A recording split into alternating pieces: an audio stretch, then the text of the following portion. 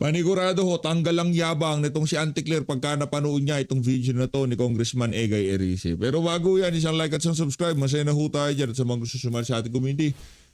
Yung joint button na dyan lang ho sa baba. Ayun na nga, kitang-kita talaga. Ito talaga mga taga-mainstream media na to. Aminin nyo mat hindi. Kayo ay mga bayaran. Pambihira, todo ho ang pagpapasipsip dito kay Marcos Jr. Meron pang nalalaman na happy trip, happy trip. Mga siraulo. Pero ng sambayanan, ang winawaldas na mag-asawa na yan sa pagpunta nila sa Japan. Mga walang yan to. Anong happy trip, happy trip? Sa bagay. Baka namalitahan din kayo. Kaya ganyan kayo. Ganyan nyo tratuhin niya ang Marcos Jr. na yan. Paano ito mga kapabayan, pambira itong mga to. Mainstream. Kaya kung di po ako nakasubscribe sa page update, mag-subscribe na ho kayo. Okay?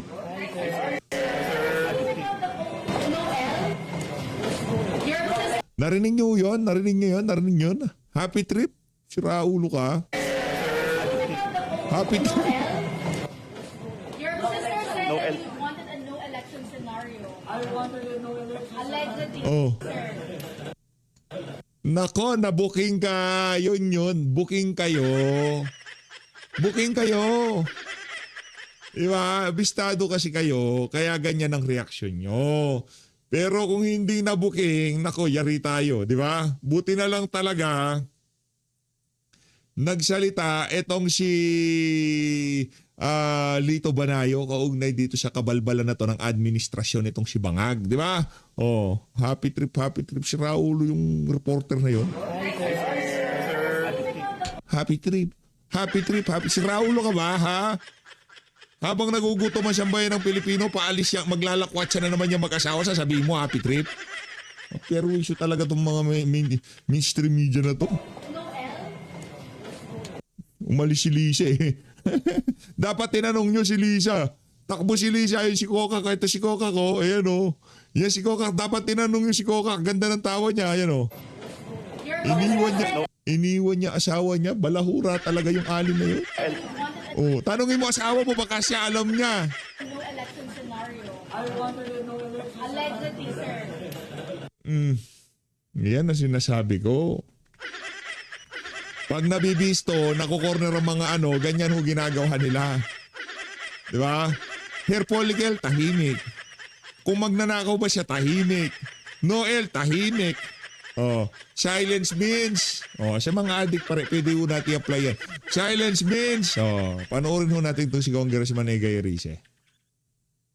Majority Leader, Honorable Speaker, dear colleagues, it has been almost a year since the 2025 SONA.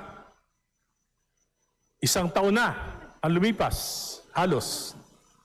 Nang marinig natin ang mahiya naman kayo speech ni Pangulong Marcos. And kung kayo, sabihin mo sa harap-harapan nitong si Marcos Jr. yan.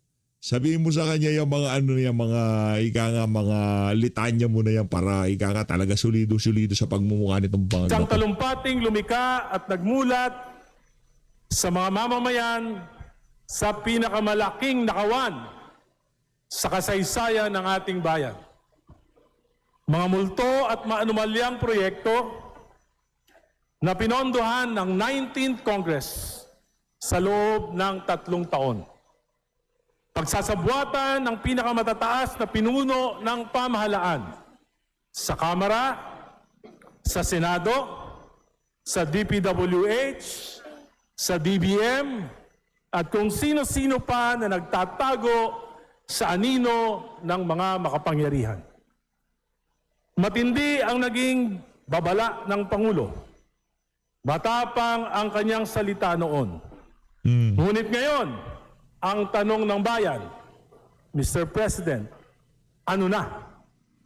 Ano ba talaga ang nangyari? Ano ba ang punot dulo ng nakawang ito? Sino ba talaga ang mga nagsabwatan? Sino ba talaga ang mastermind? Yan. Sa darating na Hulyo, muli na namang haharap ang Pangulo sa bulwagang ito. Haharap sa sambayanang Pilipino para sa kanyang ikalawa sa huling SONA. At mahalaga na maipaalala sa kanya ang mga sinabi at ipinangako niya noon. Yan. Na hanggang Paalala mo. ngayon Paalala mo, Kong Egay. ay Paalala mo. matyagang hinihintay ng sambayanan, subalit nananatiling pangako lang. Ang nais ng bayan ay katotohanan, pananagutan. Ang nais marinig ng mamamayan ay sagot sa mga ibinunyag ng Pangulo noon. Subalit sa paligoy-ligoy ng mga salita ay tila ba hangin lamang dumaraan. Ang pagpuna ay mahalagang bahagi sa isang demokratikong pamahalaan. Hindi ito sagabal sa pamahalaan, kundi isang sandigan upang matiyak na ang bawat polisiya ay tama at higit na para sa nakakarami. At ang salapi ng bayan ay nagagamit sa pagpapaunlad nito. Yan. Kung mataliman ang aking mga pahayag, ay dahil lubha ng malalim ang sugat na dinaranas ng sambayanan. Hindi man maaring manahimik, magbulag-bulagan o bingihan habang lugmok na sa kahirapan, korupsyon at kawalan ng pananagutan. Kaya ngayong hapon, Mr. Speaker, Madam Speaker, I rise before you to reveal the true state of the nation. Yan. Batay sa aking pananaw at sa mga pananaw ng maraming mamamayan, mga ordinaryong mamamayan na nakakausap ko sa araw-araw. Yan. Isang estadong kinasadlakan ng ating bayan, gawa ng kasakiman sa salapi at kapangyarihan. Naunawaan ko na ang Pangulo ay hindi naranasan gaano ang kahirapan. Kaya't narito ako para tulungan siyang maunawaan ito. Madam Speaker, after almost a year after the SONA speech of President Marcos Jr., here is the sad state of our country. Sa ekonomiya, 2025 gross domestic product, GDP, 4.4% from the projection of 5.7%. Yan. 2025 last quarter GDP, 3%. 2026 first quarter GDP, 2.8%. 2026 whole year GDP projection, 4.1%. President Marcos, for the last 4 years, failed to realize our GDP projections. Inflation now is at 7.2%. And according to the experts, this May, aabot na ng 8% ang inflation rate. Dollar now is almost at 62 pesos. Investor confidence index is negative 23%. Bagsak ang stock market. Umangat ang antas ng unemployment. Umangat ang kagutuman. Nalulugi ang maraming negosyo, lalo na ang construction at construction supplies.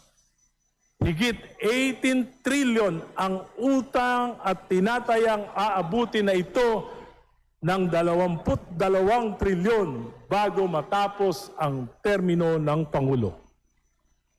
Administrasyong Marcos, ngayon, ang may pinakamalaking pag-utang sa kasaysayan ng ating bansa. 9% taon-taon ang average na pag-akyat ng utang at kalahati lang lamang ang pag-angat ng gross domestic product. Yan. Tunay na masasadlak tayo sa kahirapan. From a rising economic tiger in 2016, during the time of President Aquino, now we are back to being the sick man of Asia. Naiwanan na tayo ng ating mga kalapit na bansa. This is due mainly to corruption and the failure of the Marcos administration to address it squarely. Our neighbors survived the Middle East geopolitical tensions as shown by their GDP and inflation rate. Pilipinas lang ang tunay na naghirap. Pilipinas lang ang patuloy na maghihirap. Sa infrastruktura at government spending, instead of sound policy reforms, what the public works did was to resort to optics. Yeah. Kunwari, mag-iimbestiga. Kunwari, mag-iinspeksyon ng mga proyekto. Tinanggalan ng pondo ang lahat ng flood control projects, maging ang mga higit na kailangan. Yeah. Kaya sigurado ako na ang baha, pagkawala ng buhay at kabuhayan ngayong tagulan ay mangyayari sa buong bansa. Pinababa ang material cost ng mga proyekto ng napakababa at hindi makatotohanan. Kaya 5 buwan na, wala pa ring procurement. Bagsak ang public spending, lugi ang matitinong kontraktor, lugi ang mga supplier, walang trabaho ang maliliit na construction workers. Grabe yun ho talagang ginawa ng administrasyon na to ni Marcos Jr. Talagang domino effect ho eh. Pinagbigyan nila yung mga palsipikadong kontraktor, binagsak nila yung talagang talagang mga siraulo ho itong mga to. Sa edukasyon hanggang ngayon, wala pa ni isang classroom ang naitatayo. 180,000 classrooms ang backlog ng ating pampublikong paaralan. Political issues, unity. Yan ang pangako ng Pangulo bilang susi sa pag-uunlad. Ano ang nangyari? Away sa Vice President, awayan sa Senado, damay ang hudikatura, nahati ang mga Pilipino. May dilawan, may pulahan, may DDS, may DDH, nag-iinsultuhan, nagmumurahan. Di naman lahat, Kong Egay. Kami dito sa PH Update, hindi namin hilig yung murahan. Dito balagbagan ng mga argumento at punto de vista. Pero pagdating sa murahan, merong ganyan. Magagaling yung mga piglawan at dilawan, yung mga Talyanista at Ensaymada. Kaya wala silang, walang naniniwala sa kanila dahil puro basura lumalabas sa mga bunganga nila. Parang ang mga grupo naging kulto ng pare-pareho. Yan. Ang presidential spokesperson, Yan. araw-araw may inaaway. Naku po, sinasabi ko sa iyo, Auntie Claire. Huwag ka kasi maaway araw-araw. Pambihira talaga tong si Auntie, oo. Ito na lang ba ang programa ng Administrasyong Marcos? Ayuda. Ayuda. Ayuda. Higit 8 bilyon para sa mga barangay. 200,000 pesos kada isa sa 42,000 barangays ng bansa. Makatwiran ba ito? Equitable ba ito? Kailangan ba ito? Namomonitor ba kung tama ang paggasta nito? Hindi para itong salapi na isinaboy sa hangin. 50,000 ang populasyon ng isang barangay, makakatanggap ng 200,000. Yung isang barangay, 1,000 lang ang populasyon, makakatanggap ng 200,000. Where is the equitability? 5 scholars to be determined by the barangay. Di ba dapat ang CHED o mga paaralan ang tamang magpatupad nito?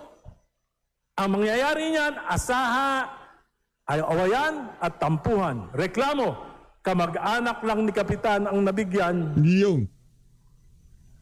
100K. Bahala na kayo kung saan yung gagastusin. Alam naman natin, barangay, pati SK ngayon, may SOP din. Sayang ang salapi ng bayan. This is patronage politics. Hindi makatwirang programa at walang magiging impact sa pagunlad. Ano ba ang kinakampanya ng Pangulo? Ang pagtaas ng kanyang trust rating? O ang pagunlad ng bansa? Lahat ng problema ng bayan, ang sagot ay ayuda. Ayuda. Krisis sa Middle East, ayuda, ayuda, ayuda.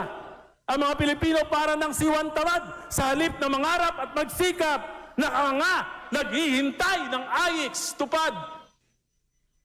Nakatanggap ng 5,000, ilang araw lang, ubus na Ano gagawin? Nga uli. Pag dumaan sa barangay ang 5,000, nako, 2,500 na lang ang may bibigay sa tao. Pag matakaw yung barangay captain, 1,500 na lang. Diyan sa amin sa Caloocan, 1,500 na lang ang binibigay. 5,000 ang pinipirmahan. Party list daw ang nagbibigay. Nako. Ito po ang tunay na kalagayan ng ating bansa. Isang pamahalaan na walang malinaw na direksyon. Isang pamahalaan ng walang sapat at matapat na solusyon sa pinakamabibigat na problema ng bayan. Yan. Isang pamahalaan na tila naubusan na ng vision para sa kinabukasan. Isang pamahalaan na halos hindi na makapagbigay ng pag-asa sa sambayanang Pilipino. Can we say that what is happening to our country today is the consequence of a failed presidency? Nako. Matindi yun. Auntie Claire, paano mo sasagutin to? Sinagot na ba ni Auntie Claire tong banat na to? Panoorin natin mamaya. Yung kalukarikitan nitong si Auntie Claire diyan sa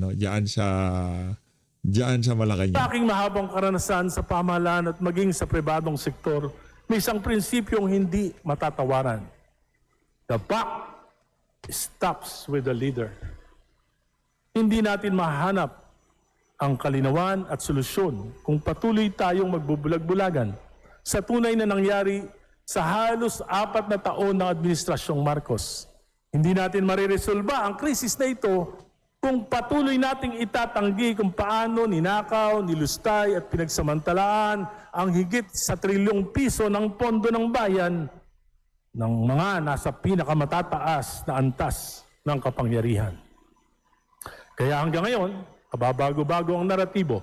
Iba-iba ang palusot, iba-iba ang itinuturo. May ICI investigation, may ombudsman, may panukalang Independent People's Commission, may Senate Blue Ribbon Report na pinag-aawayan pa hanggang ngayon sa Senado. Ngunit ang malinaw, ito ay cover-up. Cover-ups will require a series of cover-ups.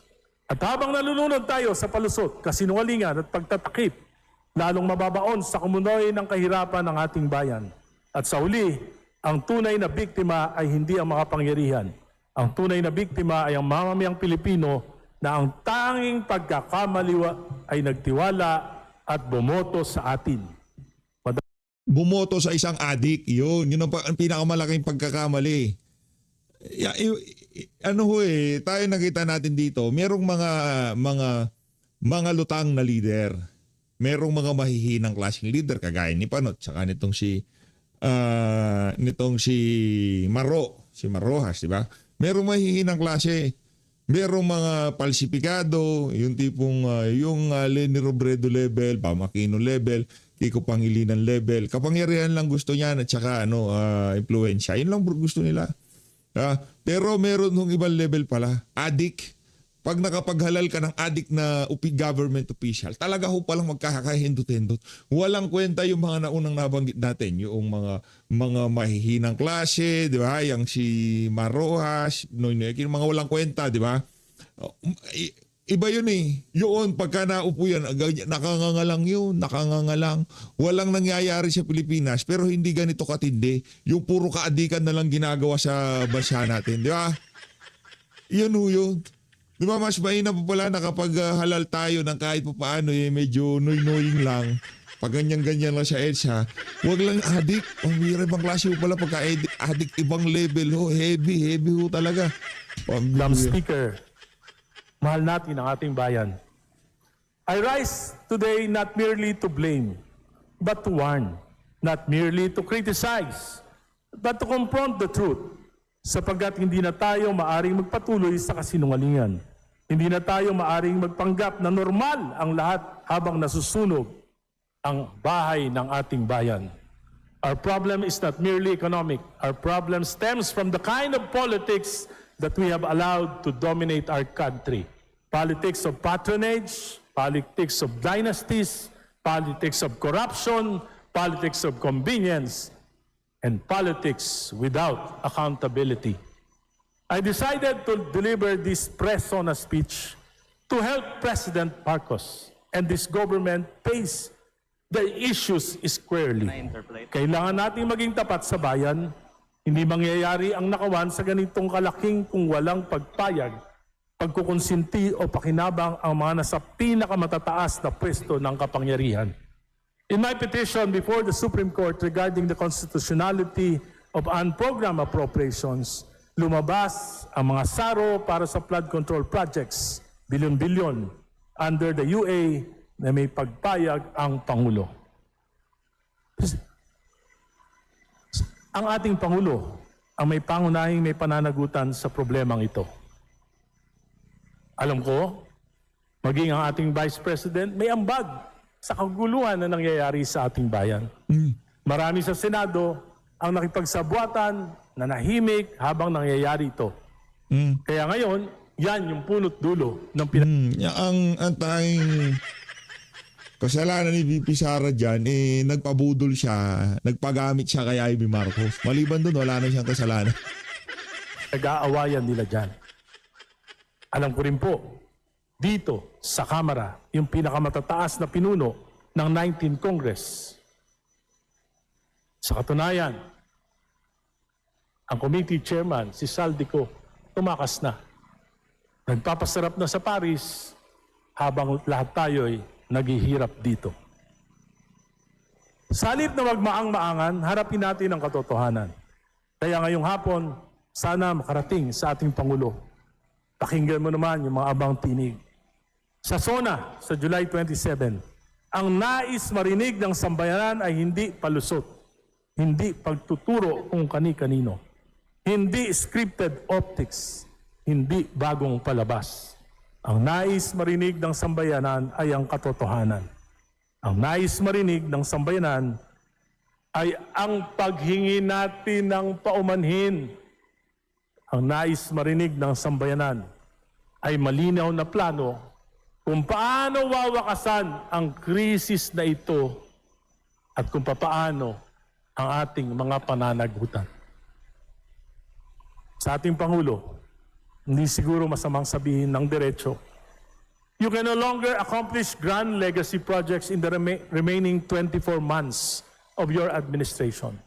At sa bigat ng kalagayan ng ating ekonomiya, mahirap paniwalaan na may sino man sa pamahalaan na kayang agad baliktarin ang ating economic situation. Ngunit, may magagawa pa. Sa halip na itulak ang hakbang tulad ng CONAS na lalong lamang magpapagulo sa bayan, ang pinakamahalagang pamana na maaring iwan ng ating Pangulo ay ang mga tunay na political reforms. Maaring magsimula ang Pangulo sa isang komisyon na mag-aaral at mag-ahain ng rekomendasyon sa susunod na administrasyon sa kanyang successor Yan. kung paano aamyendahan ang 1987 Constitution. Yan ang dapat.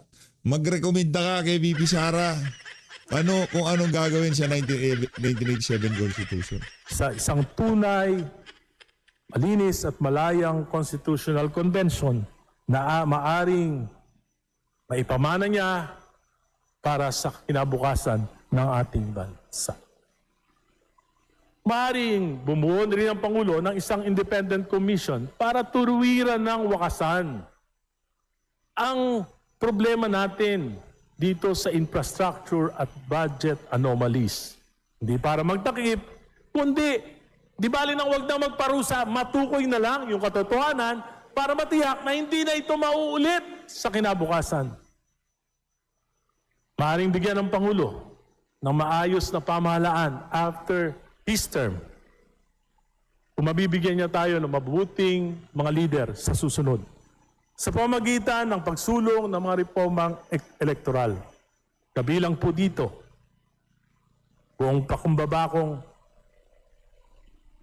minumungkahi na sana lahat tayong mga politiko, lahat ng kakandidato sa 2028, kailangan mag-submit tayo ng sinumpaang platform of government na pangangatawanan natin. At bukod doon, dapat para mabigyan natin ng political maturity, mayangat natin ang antas ng kamalayan ng ating mga botante, dapat mandatory ang debate. sa lahat ng mga kakandidato. Yan. Kahit sino ka man, dapat humarap ka sa debate para malaman ng tao ang iyong kakayahan. At least sa Panguluhan, dapat Yung debate para sa akin talaga overrated lang yan eh. Para sa akin pero maganda yung debate. Ay, nakita naman natin kung paano ilinampasin dating Pangulong Rodrigo Duterte yung mga kadebate niya. Pero pagka medyo magaling dumakda, kagaya nitong si Marcos Jr., pero pagka yung execution nakawan ang nangyayari. Walang kwenta yung debate yan. Bubudulin lang kayo ng mga magaling magsalita dyan. Track record, ang tingnan natin. 3 beses magdedebate. Sa pangalawang Panguluhan, dapat 2 beses man lang.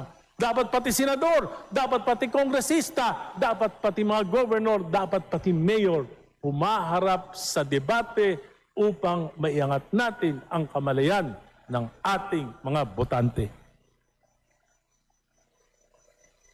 At panguli, maaaring magpakumbaba ang ating Pangulo. May mas mahalaga sa pag-aaway. May mas mahalaga sa kapangyarihan. Gaano man nagkasakitan na, dapat ang manguna ay yung kapakanan ng bayan. Dapat manguna na ang Pangulo upang yakapin ang kanyang mga kalaban. Mr. President, sa July 27, taimtim akong makikinig sa iyo. Kasama ang buong sambayanang Pilipino. Tama na po ang optics. Tama na ang palabas.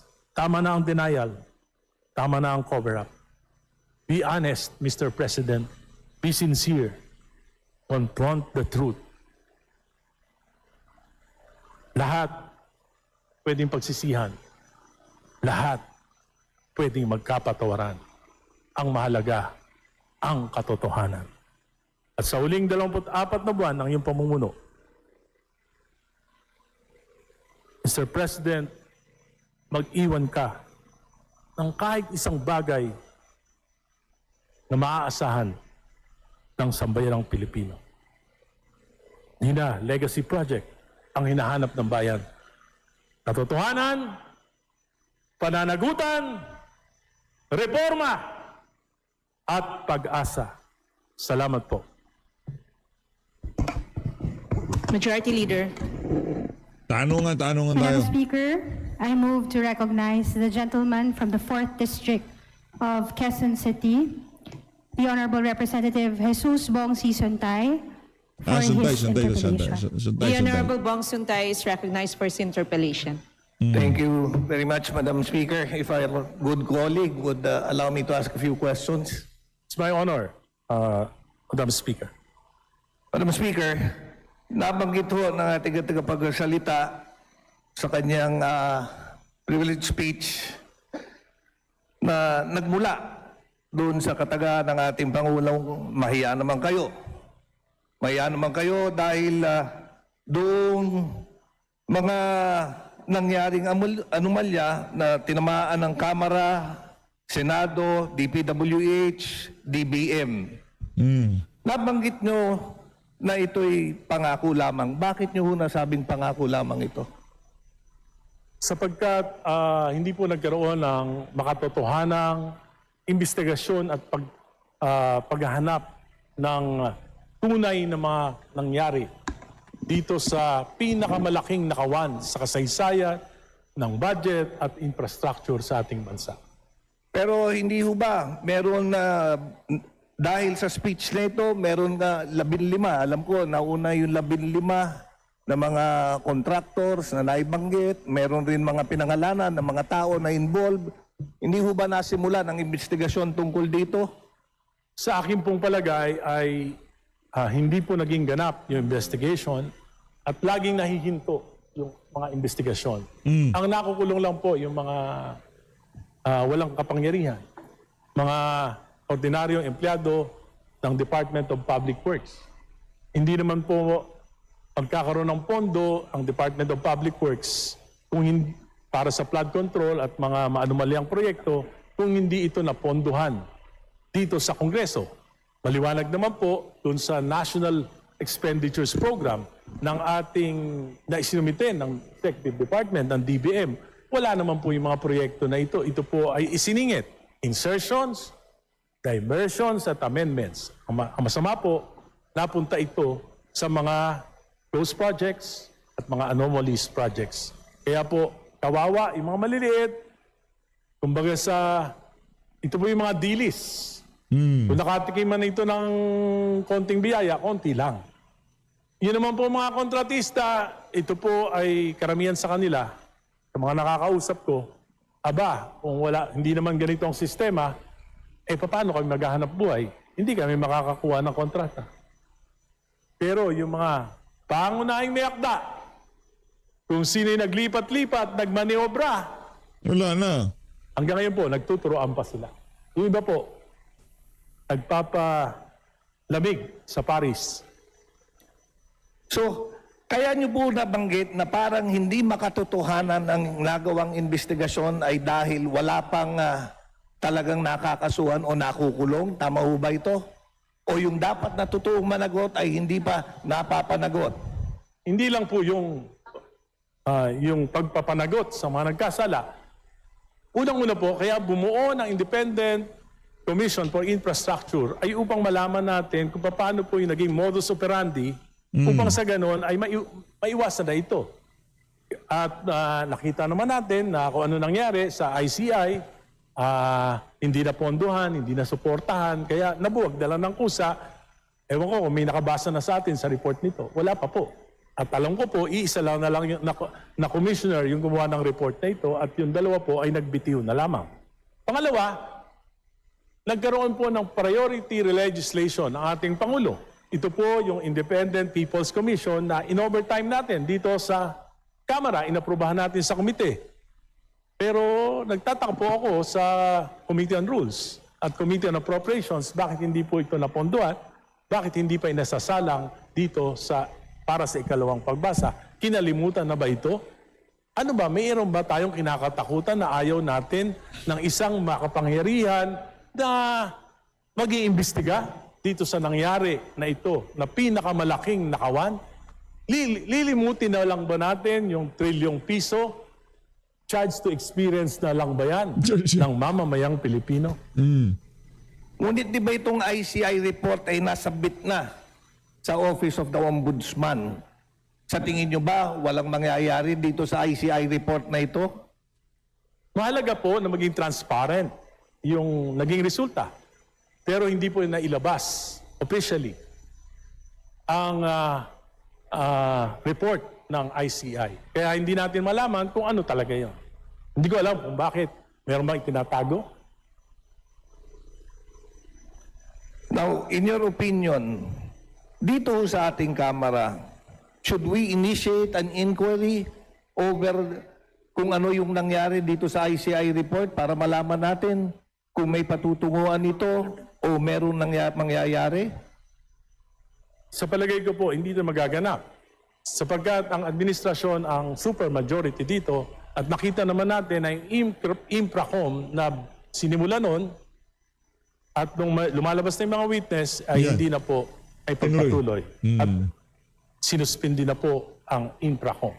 Dapat Siyempre, pangalan nito, yung anak ni Marcos Jr., si Charis, talagang pipigilan niya. siguro, kung tunay na nais ng 20th Congress na malaman ng buong katotohanan, pwede nating buksan muli ang Infracom at ipatawag natin ang mga kaukulang ahensya na nag-iimbestiga upang malaman natin ang katotohanan sa mga bagay na ito. Now, nabanggit niyo po kanina that base doon sa SONA message ng ating Pangulo, merong sinimulang mga investigasyon tungkol sa mga proyektong hindi natapos at nabanggit niyo rin po na dahil dito, umaksyon ang DPWH. May mga lugar na pinuntahan, ininspeksyon, at may mga iba ditong may findings na. Ang unang-unang ginawa ng DPWH ay repasuhin yung mga cost estimate ng mga proyekto. Yung pagripaso ng cost estimate, nabanggit nyo rin, ang bunga nito ay wala nang naging bidding. Pero itong statement nyo na wala nang naging bidding, base ho ba ito sa inyong sariling experience sa inyong distrito o ito'y nakuha lang natin dahil sa mga nakasulat sa dyaryo? Hindi po, sa halos lahat po. Hindi ko lang alam po kung meron talagang may tinitingnan at tinititigan ang DPWH.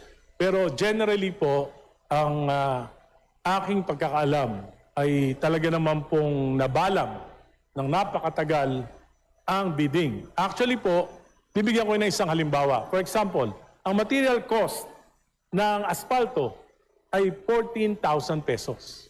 Binaba po yan ng DPWH to 4,000. So nung nagpapabidding, wala naman sumasali. Kaya nga, ngayon po, binalik nila uli sa 14,000. So, Kaya lang hindi- po, binalik nila sa 14,000, nasayang yung 5 buwan. So hindi ho ba maganda na yung material cost ay napababa? Di ba yun po ang gusto natin ma-achieve ng mga proyekto to have a more realistic pricing to it at Alam niyo hindi po- maging overpriced? Alam niyo po, okay sana po kung napababa na makatotohanan.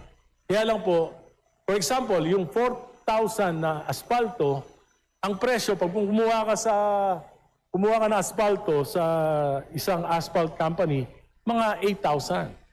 So lugi pa sa materials, sa mismong materials, hindi mo pa na ilalatag, hindi pa nagagamit yung mga equipments. Kaya po, hindi natin alam kung bakit, papaano,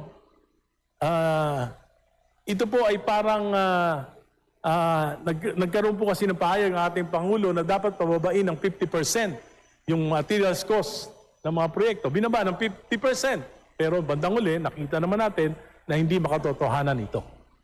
So ang Bukod ibig po doon, sabihin, pag nais ko pong sagutin yung isang katanungan nyo. Alam nyo, yung mga investigasyon na nangyari, hindi naman po totoo na yan. Huwag na tayo magmaang-maangan. Sapagkat,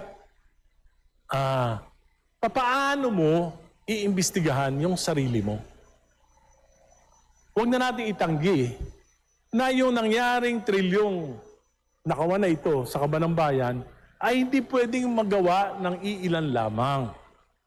It's a collaboration between the executive and the legislature. Okay. So, kagaya ng sinabi nyo, dahil ibinaba yung material cost, walang bidding na naganap o kung may bidding man, ito'y puro failed bidding. Ito Marami sa pong failed katuwan bidding. ng ating bansa. So, hindi naman pala, kagaya sa distrito ko, walang bidding na nangyayari. Hindi naman pala dahil ako'y napili lamang. Doon sa distrito nyo, ganun din po ba? Well, hindi ko po alam, pero wala na po akong pakialam doon. Ang mahalaga po, bilang kinatawan ng aking lungsod, ay makapag-contribute ako sa pagtatama ng proseso ng ating pamahalaan. Dahil magkaroon man o mawalan ng proyekto yung aking distrito, kung ganito naman ang nangyayari sa ating bayan, maapektuhan po yung kinabukasan ng buong sambayanan, kasama na po yung mga kabataan at mamamayan ng aking distrito. So ang pagbaba ng material cost, nasabi niyong hindi makatotohanan dahil ba hindi kinuha yung tamang presyo? Bakit naman po gagawin yun na hindi kukunin yung tamang presyo ng mga materyales na gagamitin? Hinabol lang ba talaga yung statement ng ating Pangulo na ibaba ng 50% at yun yung ginawa? Yun po ang aking palagay, Madam Speaker, na upang mahupa ang galit ng mamamayan ay kailangan gumawa ng mga knee-jerk reactions. Tulad knee-jerk po reactions. ng pagtanggal ng 265 billion pesos para sa flood control sa buong bansa. Ito po ay napakamali sapagkat marami po sa mga proyekto na ito at ay matitino at lubang kailangan. At makikita natin ang resulta ng pagtatanggal na ito ngayong tagulan. Now, nabanggit nyo rin po dun sa inyong privilege speech that there is a backlog of 180,000 classrooms dito sa ating bansa. Diyan ba sa inyong distrito, sa Caloocan po ba, meron din pong backlog o ito naman ay limitado lamang sa mga probinsya? Yung pong 180,000 backlog ay ayon po sa Department of Education. At tunay naman po na kailangan sumabay sa pagdami ng populasyon ng mga kabataang nag-aaral sa public school ang pagpapatayo ng public school. Nang una pong nagkaroon ng zero backlog sa ating bansa ay noong 2016. At ngayon po, dahil sa pagdami ng mga bata, dami ng populasyon sa public school, sa kahirapan ng buhay na lumilipat na yung mga nasa private, sa public school, ngayon po sa population ng public school students ay 180,000 na po ang backlog. Diyan po ba sa distrito nyo, in your estimate, do you have a backlog of school buildings or classrooms? Sa aking distrito po, sa Caloocan 2nd District, dahil nung panahon po ni Pangulong Aquino na kapartido po sa Liberal Party, nagkaroon po ako ng pagkakataon na ang maging priority projects na maidala ng pamahalang pambansa, pati po ng PAGCOR sa aking distrito ay mga paaralan. Noong ako po ay bumaba, after 3 terms, noong 2022, halos 90%, 10% na lang po ang backlog. Maswerte pala kayo dyan. Ngayon po, bumalik na naman dahil dumadami po yung Okay, populasyon. kaya ko ito naitanong dahil sa aking distrito, naalala ko nung ating hinahanda ang budget for 2026. Isa sa una kong pinag-aralan dahil gusto ko ngang makatulong rin at may angat ang numero ng classrooms dito dito sa aking lungsod at sa aking distrito, pinatawag ko yung aming DepEd supervisor para tanungin kung ilan ang backlog namin sa classroom at kung kailangan ng school buildings. At ako nabigyan ng listahan. Yung listahan na yon, during the budget deliberation, ay aking nilaban na mapondohan. Ngunit dahil sa kalungkutan, hanggang ngayon, nung fina-follow up ko, ang sabi sa akin, unimplementable. Nagtaka ako bakit magiging unimplementable samantalang ang listahan nagmula mismo sa DepEd. Hindi na ako namili dahil ang importante para sa akin madagdagan ng school buildings at classroom ang aking distrito. At yun naman ang aking gusto at yun ang gusto kong may paglaban. Ngunit nakakalungkot lang, ngayong pina-follow up ko ay hindi raw maaaring pondohan. Ngunit nasama ko sa pagpapondo. Ganyan din po ba experience nyo sa distrito nyo? Alam niyo po, mula nung ako po'y nagsasalita at bumabatikos sa pamahalaan, hindi na po ako umasa. Para hindi na po sumama ang aking loob. Kailangan lang po nating maunawaan at ipaunawa sa ating mga mamamayan na hindi dapat nag-aabuso ang Kongreso. Bakit naman po kayo nawalan ng pag-asa yung classroom hindi naman para sa inyo? Ang pinakamahalaga Ito para sa po, mga estudyante. Ang pinakamahalaga po, hindi lang naman po ngayong termino ng ating Pangulong Marcos, maging nung termino ng Pangulong Duterte, hindi po talaga equitable ang distribution ng government resources. Kung sino yung malakas, kung sino yung laging yes, kung sino yung may mga katungkulan. Yun po yung makikinabang. At hindi po naaayon ang pagpili sa mga proyekto sa tunay na pangangailangan ng sambayanan.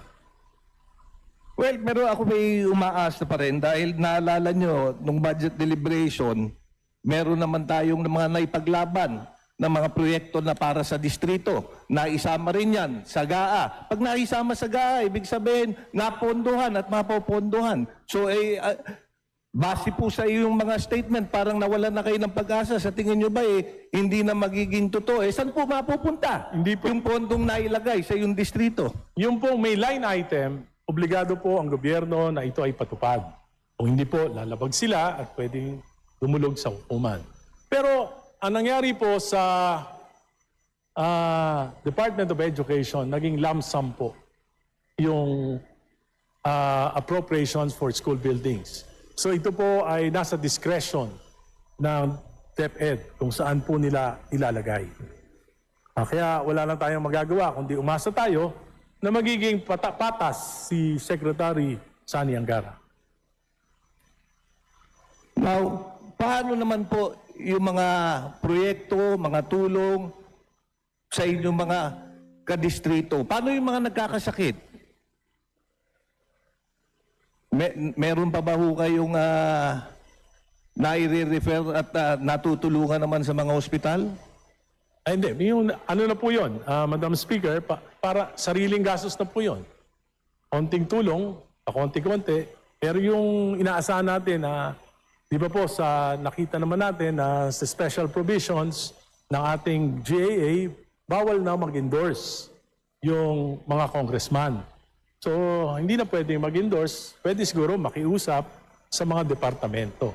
Hindi ko lang alam po, pagka yung leadership, pagka paborito nila, kung meron, dahil may mga nakikita po akong papeles na may mga endorsement for several millions of pesos para sa MAIP-IP. Now, but the bigger picture is actually the economy. And in fact, I agree with you.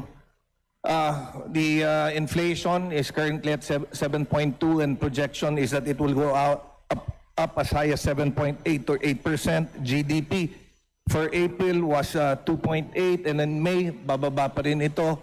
Now, pero meron pa naman pong 2 taon. Now, sa palagay nyo, ano ang naging dahilan ng pagbagsak ng ating ekonomiya? Pwede pa naman mai-address to dahil ba sa too much political noise o walang concentration sa pag-aangat ng ekonomiya? Ano ho ba sa palagay nyo? Well, mahirapan po sapagkat, for example, wala namang public spending, walang procurement. Kung magpo-procure ngayong May, June, so tagulan na po at mahirapan na ma-implement yung maraming proyekto sa infrastruktura. Bukod po dyan ay umasa po sa ang gobyerno ginagasta yung pera sa ayuda. Bukod po dyan, bumaba ang koleksyon. Kaya hindi po natin alam kung nakakasabay ba sa hirap ng buhay ngayon, nakakasabay ba yung collection doon sa mga dapat pagkagastusan.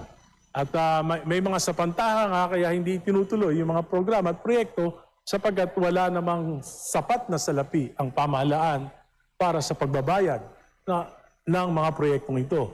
Ayon po sa mga kontratista na mga nakakausap ko, mayroon po mga kontratista na yung mga last year accomplishments nila ay hindi pa nababayaran. At kung bayaran sila ay pakaunti.